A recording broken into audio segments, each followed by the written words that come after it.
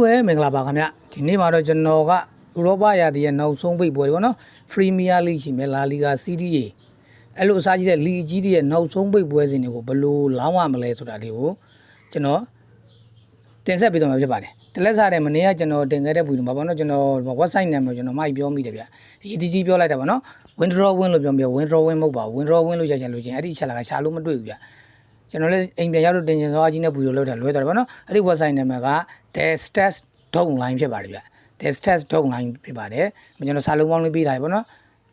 အပြင်ပြီးရိုက်ချကြည့်လို့ရအဲ့ဒါတွေ့ပါလိမ့်မယ်ကျွန်တော် comment မှာလည်းကျွန်တော်အမှရေးပြီးပင်လေးထောက်ထားတယ်ပေါ့နော်အားလုံးကိုတောင်းပန်ပါတယ်ဗျနောက်ကကျွန်တော် website ပါမယ်အခုလောလောဆယ်တော့ကျွန်တော်တို့ကဒီကျွန်တော်ပြောခဲ့တဲ့ယာတီပိတ်နောက်ဆုံးပွဲတွေကိုအိတ်နဲ့ဘယ်လိုလွဲမလဲဆိုတာတော့ကျွန်တော်တို့ဒီ Foodie Stat ကိုပဲသုံးမှာဖြစ်ပါတယ်မိတ်ဆွေတို့ Foodie Stat ကိုသုံးရင်းနဲ့ Foodie Stat က Premium ကြီးတောင်းတယ်အဲ့ဒါဘယ်လိုဖြည့်ရှင်းမလဲဆိုတာခါလေးပြမယ်ပေါ့နော်အဲ့တော့ကျွန်တော်တို့ Foodie Stat ကိုကျွန်တော်တို့ဝင်လိုက်မယ်ပြင်ကျွန်တော်တို့က Premier League La Liga Serie A 3ခုကိုကျွန်တော်ပြမယ်နော်၅ပွဲစီလေးတက်လေးပြလိုက်မယ်အရန်လွယ်တယ်6ဘော6အောက်ထိုးနည်းလေးပေါ့6ဘော6အောက်ထိုးနည်းလေးကျွန်တော်လေးကိုသွားလိုက်မယ်တက်လေးပြင်ကျွန်တော်မယ်နော် Premier League ကိုသွားလိုက်မယ်ပေါ့နော် Premier League မှာ Faker တွေရှိမယ်ဘာလို့ဆိုတော့ Fisher တွေရှိမယ်မကန်သေးတဲ့ပွဲတွေဒီပွဲတွေတို့မှာအဲ့ဒါမကန်ပြီးသားပွဲလုံးလေး၅ပွဲပြမယ်ပေါ့နော်ကျွန်တော် Crystal Palace နဲ့ဘူဘာဟန်နဲ့ပွဲသွားလိုက်မယ်ပြင်ဒီအောက်ကိုဆွဲလိုက်အရင်လည်းကျွန်တော်ပြောပြီးသားပါနော်ကျွန်တော်တို့ကဘာကြည့်မှလဲဆိုရင်ပထမဆုံးတစ်ချက်ကတော့ဒီမှာ League average ဆိုတာကြည့်မယ် League average မှာ League average ကမှ90ရောက်ရှိတယ်သူတို့နှစ်သင်းပေါင်းရဲ့ဂိုးပေါ်ရခိုင်တော့60တက်ရှိတယ်ဒါဆိုလို့ရှိရင်90တဲ့50နဲ့မှ60တယ်ကျွန်တော်တို့60တက်ကပို့ပြီးများတယ်အဲဆိုလို့ရှိရင်ဒီရှက်လက်ရဆိုလို့ရှိရင်ကျွန်တော်တို့ကဂိုးပေါ်ဖို့များသွားပြီဒီဘက်ကဂိုးပေါ်ဖြစ်သွားတယ်ပေါ့နော်အဲ့တစ်ချက်ပြီးပြီလားဆိုမပြီးသေးဘူးနောက်တစ်ချက်ထပ်ကြည့်ရမယ်နောက်တစ်ချက်ကဘာလဲဆိုလို့ရှိရင်တို့ဒီမှာကျွန်တော်တို့တခါ League average ပေါ့နော်တပွဲတော့မှာ League ရဲ့ဒီ Premier League ရပေါ့နော် Premier League ရဲ့ဂိုးသွင်းနှုန်းရှိမယ်တပွဲမှာ Premier League ဂိုးသွင်းနှုန်းကပြတ်မြတ်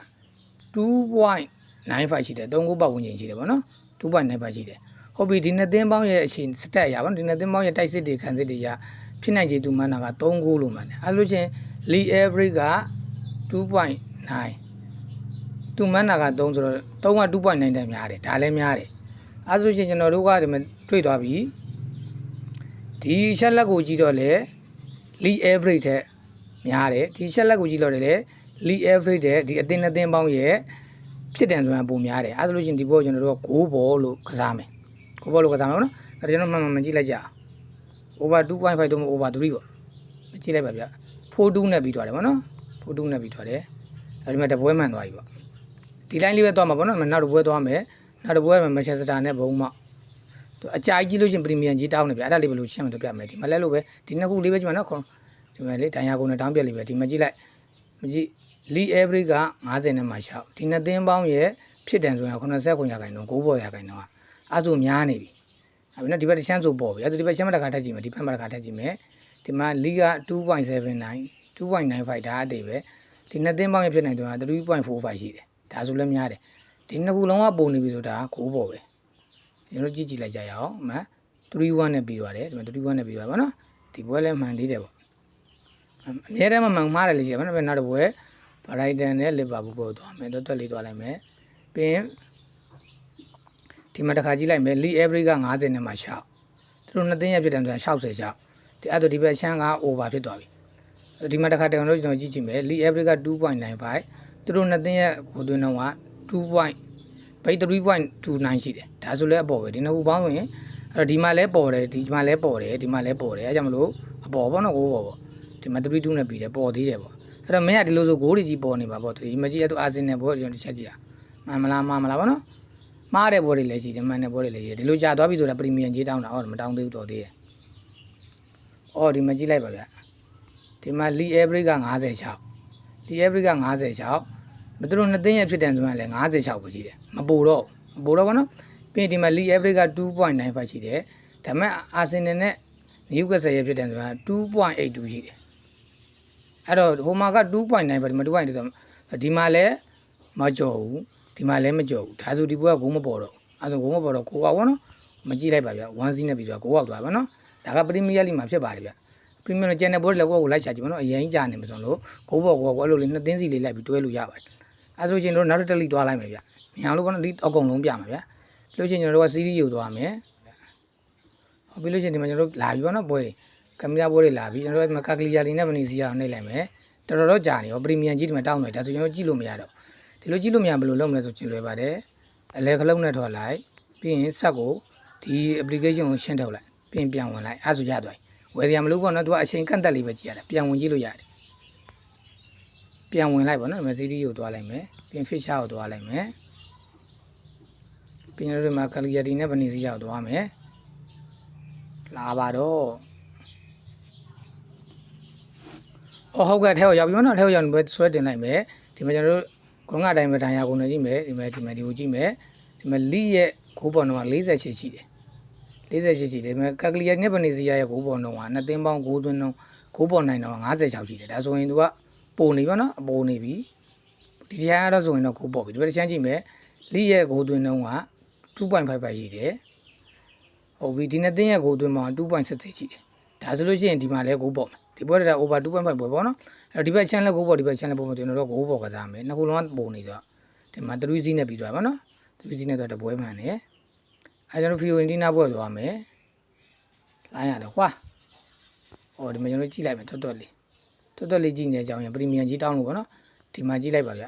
ျဒီမှာလီရဲ့ over 2.5နှောင်းက48ရာခိုင်နှုန်းရှိတယ်ဒီနှစ်သိန်းတောင်းပေါင်းရဲ့ဖြစ်တယ်ဆိုတာ60တိရှိတယ်ဒီမှာလီရဲ့ over 2.5 2.55ရှိတယ် sorry over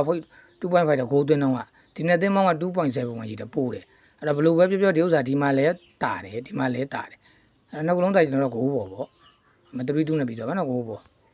မ3နောက်တစ်ပွဲပေါ့နော် Hellas Verona နဲ့ goal ပေါ့အများတမ်းမှမှားတဲ့ပွဲလည်းရှိတယ်ဗောနော်အဲ့ဒါဒီမှာကြည့်လိုက်ကြအောင်ဒီမှာကလီရဲ့ goal သွင်းတော့က48ရာခိုင်နှုန်းရှိတယ်သူတို့နှစ်သိန်းက50ရှိတယ်ဒီမှာဆိုပို့တယ်ဗောနော်အပေါ်ပဲဒီဘက်ရှမ်းတို့ goal ပေါ့ဒီမှာလီရဲ့ goal သွင်းတော့က2.55ရှိတယ်ဒီမှာ2.58ရှိတယ်ဒီမှာဆိုလို့ရှိရင်လည်း goal ပေါ့အဲ့တော့ဒီပွဲလည်း goal ပေါ့ပဲကျွန်တော်တို့ရွေးမယ်ဒါမှကြည့်လိုက်ပါ1-1နဲ့ပြီးတော့ goal မပေါ့ဘောနော်ခြုံသွားတယ်တပွဲကျွန်တော်နောက်တပွဲသွားမယ်နောက်တပွဲကကျွန်တော်တို့ဘာလို့အင်တာနဲ့ဗောနော်လာစီယိုပွဲအဲ့လိုပဲအင်တာနဲ့လာစီယိုပွဲကျွန်တော်သွားလိုက်မယ်လီရဲ့ဒီမှာ over 2.5နှောင်းက goal ပေါ့နှောင်းက48ဒီနဲ့သင်းပေါင်းရဲ့ဖြစ်တယ်များ61လီရဲ့ကိုသွင်းတော့က2.55ဒီနဲ့သင်းပေါင်းက2.95ဒါဆိုကိုပေါ့ဗောနော်ဒီမှာ2-2နဲ့ပြီးသွားပါတယ်ဗျပြီးရင်ဒီဂျူပင်တက်နဲ့လက်စီအတွဲကိုကြည့်လိုက်မယ်ဗောနော်မှန်လားမှားလားအဲဆို3တွဲရင်ဘယ်နဲ့တွဲမှန်ပြီဘယ်နဲ့တွဲမှားမလဲဗောနော်ဟောဒီမှာတောင်းမြိုင်ဗောနော်အဲဆိုကျွန်တော်တို့ကဘာမှမလုပ်ပါနဲ့ထွက်လိုက်ပါပြန်ရှင်းလိုက်ပါပြန်ဝင်လိုက်ပါလွယ်ပါတယ်ပြီးရင်လီကိုသွား CD ကိုနဲ့ဖီကာကိုနဲ့ဟိုဒီမှာဂျူပင်တက်နဲ့ဗောနော်ဂျူပင်တက်နဲ့ဦးရီနေကျွန်တော်တို့သွားလိုက်မယ်ပြီးလို့ရှိရင်ကျွန်တော်ဒီမှာကြည့်လိုက်မယ်ဗျဒီမှာက48ရာခိုင်နှုန်းဖောင်ကောင်က45ရာခိုင်နှုန်းနဲတယ်ဗောနော်ဒါဆိုကိုမှာဒီဘက်ချက်တော့အောက်ပဲဒီမှာက 2.5 ရာခိုင်နှုန်းဒီမှာက 2.47 ရာခိုင်နှုန်းဒီမှာလည်းအောက်ပဲအဲ့လိုကျွန်တော်တို့ကဒီမှာ2စီးနဲ့ဆိုတာကိုအောက်သွားပြီနော် under 2.5 တော့ under 2.25 ဖြစ်လိမ့်မယ်ဒီတပွဲမှန်ပြီကျွန်တော်တို့နောက်တစ်ခါတပွဲသွားမယ်လက်စီနဲ့တိုရီနိုပွဲသွားမယ်ဗောနော်လီကြအကုန်လုံးပြမှာဆိုတော့5ပွဲပဲပြလိုက်မယ်ဗျဒီလိုထပ်ပြီးစစ်လို့ရတယ်ဗောနော်ဒီမှာကကျွန်တော်တို့သွားလိုက်မယ်ပြီးလို့ရှိရင်ကြည့်လိုက်ပါလီရ48ရာခိုင်နှုန်းရှိတော့ကိုပေါ်တော့ကဒါမှဒီနှစ်သိန်းပေါင်းဖြစ်နိုင်တော့40ပဲရှိတယ်ဒီဘက်အချမ်းဆိုအောက်အဲ့ဒီဘက်ချမ်းမှာ 2.55 ရှိတယ်သူတို့နှစ်သိန်းပေါင်းက 2.45 ရှိတယ်သူလည်းအောက်အဲ့တော့ဒီနှစ်ချက်လုံးရဆိုအောက်ဒီမှာပြီးသွားတယ်ကြည့်ပါနော်1စီးနဲ့ပြီးသွားတယ်အဲ့ဒါမှကိုအောက်ပဲပေါ့နော်အဲ့တော့ကိုပေါ့ဒီမှာကျွန်တော်တို့ဒီမှာကျွန်တော်စုစုပေါင်း3တွဲတွဲပြခဲ့တယ်ပေါ့နော်ဒီမှာဒီနှစ်သိန်းတက်တွဲဒီနှစ်သိန်းတက်တွဲနဲ့တင်တဲ့တွဲဒီတွဲကဒီအလဲတွဲမှားသွားတယ်ဗောနော်တပွဲမှားသွားခဲ့တယ်စုစုပေါင်းဆို10ပွဲပေါ့10ပွဲမှာတပွဲမှားတယ်9ပွဲမှားသွားတယ်ဗောဒါမှဒီမှာဒီတွဲရမယ်ဒီတွဲရမယ်မေးဆိုတော့ဒီတွဲရတော့ရမှာမဟုတ်ဗောနော်အဲ့ဒါကအီတလီစီးရီးမှာဗျကျွန်တော်တို့ပြီးလို့ချင်းလာလီဂါသွားလိုက်ကြရပထမတော့အေဒီကိုနဲ့ဘတ်တက်ဗောနော်အေဒီကိုနဲ့ဘတ်တက်ကိုကျွန်တော်တို့သွားလိုက်ပါမယ်ဗျဒီမှာလီရ49ရာခိုင်နှုန်းရှိတဲ့ကိုပေါ့နော်ကဒါပေမဲ့80ကိုနဲ့ဘတ်တက်ရဖြစ်နိုင်သူက53ရာခိုင်နှုန်းရှိတယ်အဲ့ဒါဒီအရှမ်းရဆိုအပေါ်ဗောနော်ဒီဘက်ရှမ်းမှာလီရ